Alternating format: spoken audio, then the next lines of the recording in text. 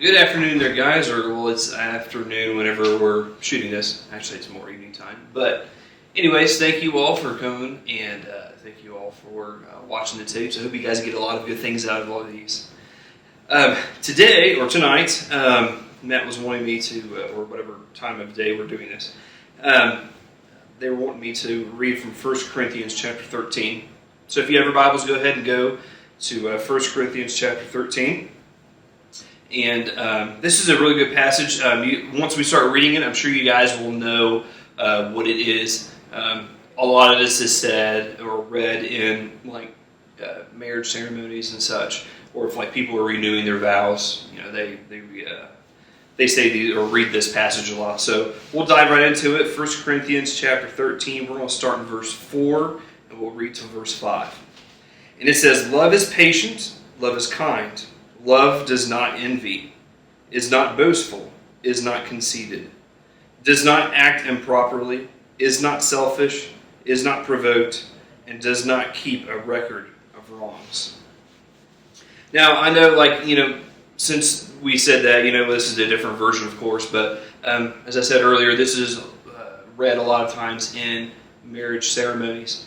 And not I'm trying to downplay that, because that love is very much these things. But the word for love here is actually a lot different than the way we would think about it in a marriage ceremony, to a matter of degree. The love here that they use, the word, Matt can correct me later if I'm wrong, but it is agape. And so there are several different forms of the word love, and agape is this form that they use here. And it's very different because this word agape more or less talks about the love between a creator and a creature, or the creature and the creator. And so that's the kind of mentality we need to have whenever we look at this word love, and to know we need to have kind of the right definition. So it's not like a brotherly love, it's not a phileo love, it's not an eros love, it's not a love between a man and a woman whenever they're married, which is where this is used, in marriage ceremonies, as I said. This is an agape love. This is a relationship love between the creator and the creature. And so it has a different kind of connotation to it. And the second thing we need to kind of go through is talk about, well, what is love then? What exactly does love look like, or what is love? And, is love that tingly feeling that, girls get whenever they see a really cute guy? Or is it, whenever a guy sees a really cute girl, is that kind of that butterfly in your stomach kind of thing, and those feelings of emotion as they wash over you? That's not what love is. That is a feeling. That is attraction. That is not what love is. Love, I believe, is a choice. That's how I've always understood love, and that's how I've always defined love. For instance, take my wife and me, for example. I am not the most handsomest guy out there. I know it's hard to believe, but I'm not. I'm not the most handsomest guy out there. I'm not the most smartest person out there. I'm not the most accomplished or successful guy that's out there. But for some weird, strange, odd reason that only my wife can answer, so I can't do that for you, she chose me as a companion through life. She chose me. She chooses to love me. And it is very hard to choose to love me. You can ask my wife, you can ask my son, and you can ask God. And I'm sure all of them will say, "Wow, that was a lot of work. Is it over yet?" I'm just joking. But that's what love is. Love is a choice. It is something that you choose. It's not a feeling. Now, I believe those could be a side effect of love, but that is not what love is. So when this passage here says, love is patient and love is kind. Love does not envy, is not boastful, is not conceited. We need to take that with the definition that we have of agape love, the love of the Creator with His creature, creature with the Creator. Love is patient. God, I know, has been very patient with me. I wasn't really saved until I was 17 years of age, and at that time, that was a long wait in order for God to save me, and He had to work on me a lot. And so, it didn't just happen overnight. 17 years. Most of you that are watching this, I'm pretty sure, are not even 17 years of age yet, which is horrible. But anyways, God was patient with me. He was kind. He took the time. He put things in the way for me to realize I need Christ. And some of those things were hurtful. Some of those things I did suffer. That does not mean that He was unkind. That means that He was trying to show, hey, John, you need Christ. And He did that because He chose me. See, I was an enemy of God. Everyone, before they are saved, they are an enemy of God. I did not root for the team of God. I wasn't there. I wasn't His number one fan. I didn't play on His side. I was on my side. I was on Satan's side. I was on his minions' side. That was where I was. And God chose to love me. He chose to send His Son to die on the cross for me. That's the kind of love we're talking about. This is a choice love. And He gave it willingly. No one forced Him. Christ wasn't forced to do this. He willingly came. He willingly humbled Himself to die on a cross for my sin. So, love is patient. Love is kind. Love does not envy. It is not boastful. It is not conceited. It does not act improperly. It is not selfish. It is not provoked. It does not keep a record of wrongs. That last one actually is really nice. It doesn't keep a record of wrongs because, if I pulled mine out and, kind of like shook it down, it just kind of like keep rolling and rolling and rolling, That's nice. There's no records of wrong. Not that it ignores them. It does not keep a record. They don't use them against me. My wife, I'm sure, has those as well. But she doesn't check off and hold them like, hey, you just, da-da-da. She doesn't use them to beat me up. She knows that they're there, though, but she does not use them against me, thankfully. It is not provoked. Once again, going back, love is a choice.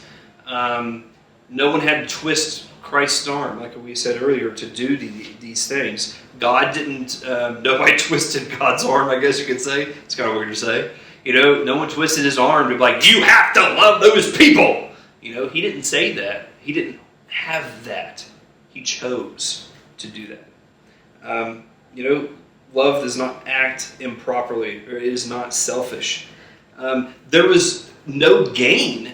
I mean, I guess you could say the gain was a relationship with us, but we're not some special treasure. What makes us special is the fact that God loves us and that God sent Christ for us. That's what makes us precious. We are nasty, disgusting, villainous, vile creatures. We're not something special. But God does. He makes us special.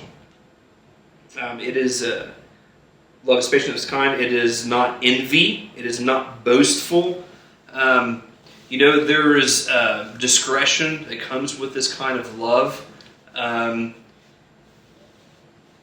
know that we have the word boastful, and that has a connotation more or less of taking pride in something, or that, not really taking pride, I'm sorry, but more or less saying, like one-upping someone else. Trying to degrade other people. That does not happen in the relationship between the creature and the Creator. God does not do that. Now, God does push us along, and He's kind of like, look, I'm expecting you to grow. You're not growing. Let's go here. And He might put something in front of us or behind us or side of us that pushes us in the right direction at times. And He may correct you, if you do something wrong. And not that He's keeping a record of them, but if you do something wrong, then He's like, dude, look, no, man, that's wrong. But He does these because of the fact that He is loving towards us in the agape love. Just as like Pastor was talking about this past Sunday with the warnings. The warnings are intended there on the labels, and the warnings of like your mother, like don't go play the road or something like that. Those warnings are there because they love you. They don't want to see you injured. There are times though, of course, in the accordance of a parent or guardian, sometimes people do have to go some things that are risky, but he does that still nonetheless as a way of getting us back on track, like the prodigal son. If you're not familiar with that, he squandered all of his inheritance that he got from his father before he died. And, he realized and came to his senses one day, wait a minute, I am eating pig slop. I live with the pigs. I smell, I'm gross and disgusting. Slaves and servants are treated better in my father's house. I'm going to go back to him. Hopefully he will take me in. Sometimes it takes hard times in order for us to get back on the right track. And it doesn't mean that God doesn't love us. That means that he is using his agape love with you in a relationship to get you to do the things that he wants you to do. So, that is what the love here is talking about. That is why that love is so important. I'm sure that we've already talked about this, but with a different Devo. But with a life without love, it is meaningless. It's vanity. Vanity, all is vanity. Without love, there's no purpose, there's no reason, there's no gain for anything. And that word that he uses there is the agape word, love. So this relationship that we have with God, that love, that agape relationship, is incredibly paramount to the existence and survival of God's people, of humanity itself. And so that's the reason why God does these things that bring people to him, is for them to experience this agape love, for the agape love to be worked out through him to the people in your area. And so if you are going about your day and you are hanging out with your friends or whatever that you love, or your family that you love, and you're not doing any of these things, or this is like a checklist, you're not doing any of these things, or that there is, you're not abiding by this list, then there is a heart issue that's going on. And you can't change that. Agape love only comes from the Creator, God. That's not something you can just muster up all of a sudden and, I'm finally here. I found it. I found agape love. It doesn't work that way. You have to have God. You have to have a relationship with him. He has to be pouring that into you in order for you to work that out. So, I know that's a lot probably for some of you, or maybe that still seems a little bit confusing, maybe, or maybe you are reading this with me and you kind of disagree and be like, I don't know if that point really makes sense. Dig deeper into that. I mean, there are other passages of Scripture that talk about the love of God. And if you think that something needs to be tweaked, or you're like, hey John, I have a really cool idea. I think that agape love in this passage means this. Please, shout out to me. Find me, write to me. I don't care. My wife has Facebook, Laura Armstrong. Message me, whatever. I definitely like to hear you guys' feedback. I love hearing the thoughts and feedback from you guys. So once again, thank you for this little Devo I was able to take part in with you guys. And hopefully you get something meaningful out of this. You guys have a good rest of the week, or weekend, or afternoon, or evening, or morning, or whenever you're watching this. And hopefully all this crap with Corona will go away eventually one of these days, and we can actually hug each other and shake hands and be able to be able to.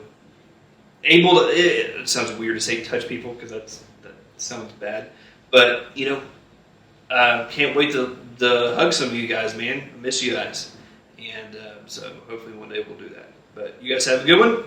Stay safe. Have fun. See you guys.